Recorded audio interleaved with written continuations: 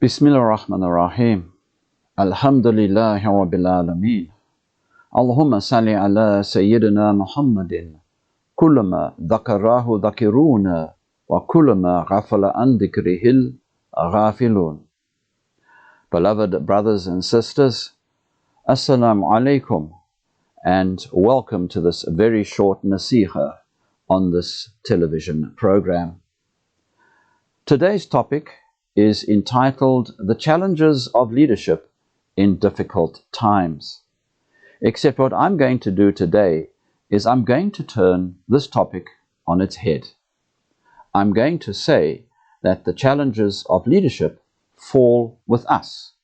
Why do I say this? Because as Muslims, as believers, we are regarded as the representatives or the vice-regents of our Creator. That is our responsibility. That is the responsibility that was given to us from the time of Nabi Adam alayhi salam. Yes, the world today does have a leadership crisis. We see one of the world's most powerful nations being led by a man with very bad hair, a poor attitude, a lack of moral and a lack of ethics, and who is a complete narcissist, someone who looks into the mirror and sees only himself in arrogance, conceit, and pride. All the characteristics so despised and so condemned by the Quran and by the ethos of our faith. So, how do we, as representatives of the deen, of the way of being of a Muslim, guided by the Prophet Muhammad, peace and blessings be upon him, how do we become leaders in the world? We become leaders in the world by example, by our behavior, by our way of being amongst other fellow human beings. So what is the first characteristic? And I will go through a few brief ones just as a means of illustration in terms of how we can show leadership in these difficult times. That's how we can meet the challenges. The first one is compassion. The departure point for creation is love. Allah, the Almighty, created us because He loved us, and He's put us on this earth to pass the test of His love. And we do this by loving others unconditionally and by loving His creation unconditionally, and of course by using our aql, our intellect, in understanding all of this.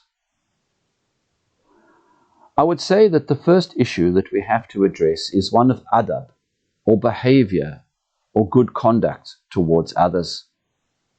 Islam is a belief of the middle way, ummatan wasatan, goes the words from the Quran. We are people of the middle way, the people of reason, the people of rationality, and the people of understanding.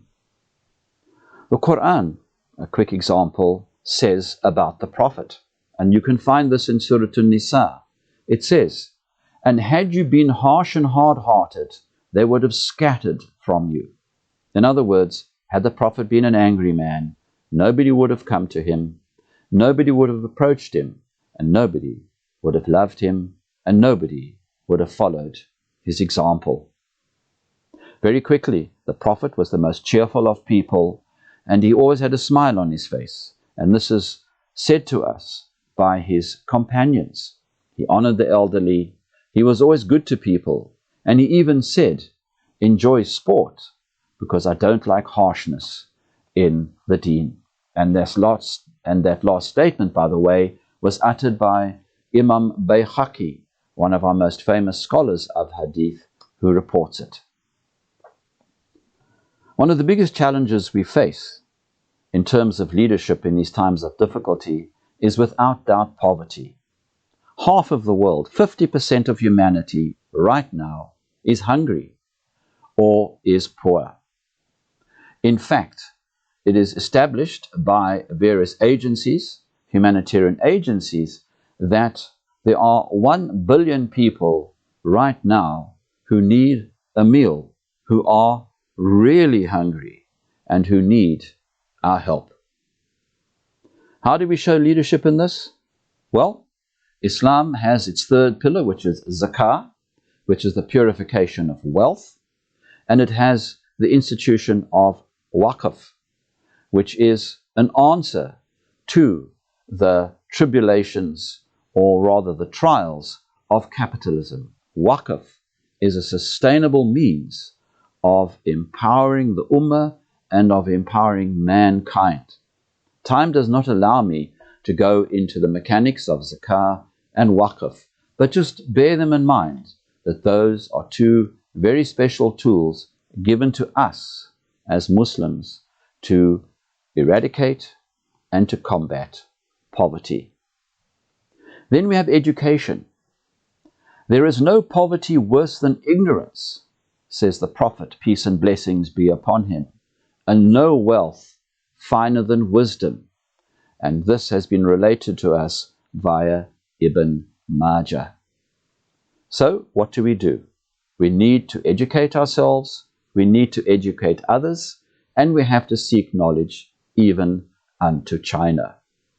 I mean, all of us know that the first revelation, Iqra, tells us not only just to read, but to use our intellect and to understand.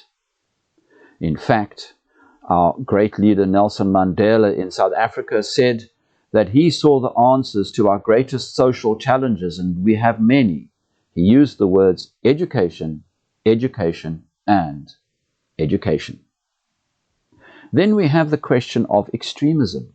I've already said that we are an ummah, a community, a society of the middle way, that we are people of reason and we are people of compassion. Religion is ease, again says the Prophet, and those who try to make it difficult will always be defeated by it. And what, for example, has happened to the extremists in our midst, those who raise the swords of jihad and want to kill their neighbors, who want to declare all of us kafir, who want to sweep across the world in an angry revolution? They shrivel and they die. Who are the ones that survive? The ones who love the ummatan wasatan, the people of the middle way. And of course, we have to remember that the Prophet, peace and blessings be upon him, if given a choice, would always take the easier of the two. And this is related to us by Sayyidah Aisha, radiallahu anha, his wife. Then there's another message that we have to take with us. Do not hate. Hate, which can manifest itself in feelings such as hasad, greed, and envy, can chew through iron. It's destructive. It destroys us. Hate is not in our language. Forgive when you have the power to punish is a saying that comes from the prophetic era. Look at the Fath of Makkah, the victory of Makkah. When the Muslim army descended upon the holy city, the Prophet's orders were not to kill, pillage, and plunder. Instead, he forgave the people of Makkah who had persecuted him for nearly 20 years. They'd waged wars against him. They'd killed Muslims. They'd tortured Muslims. And he forgave them. And in the blink of an eye, the city became Muslim in one of the most astounding moments in human history. Our final challenge, I would say, is hope. The words depression, despair, and grief and lack of hope are not in the vocabulary of the Quran, which is our Furqan, which is our criterion for being. Why do we believe in hope? Why are we such prisoners of hope, to coin a phrase? Because, very simply, we believe in the rahmah, the innate goodness, in the innate mercy, the infinite mercy of our Creator, who says, Bismillah ar-Rahman ar-Rahim, I am indeed the most merciful and the most beneficent, whichever way you wish to read it. Yes, we do believe in the qada and the qadr of Allah, His decree and His destiny.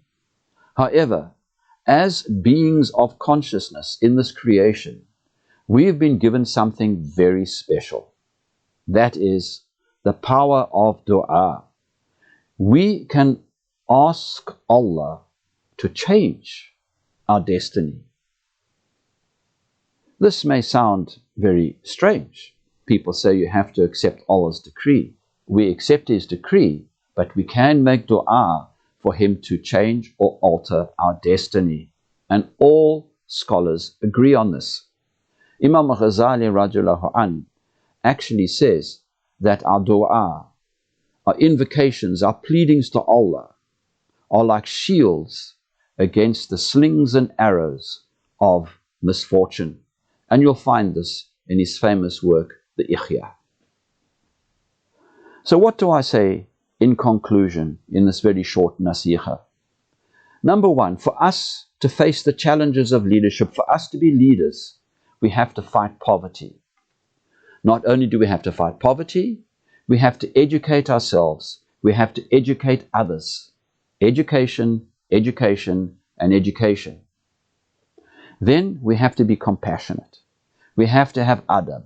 We have to have the meticulous, immaculate behavior of the Prophet, who always had a smile on his face and who always cared about others. And finally, we cannot ever, ever give up hope, because as Muslims, we are all about hope. And it is our amana, our responsibility, to show to the rest of the world in these challenging times that the biggest challenge of leadership is showing hope. And we have hope in our hands. Wallahu alam. May Allah wa ta'ala grant all of our du'as, all of our good du'as. May He heal all of us from COVID. May He heal the world. May He heal all our hearts.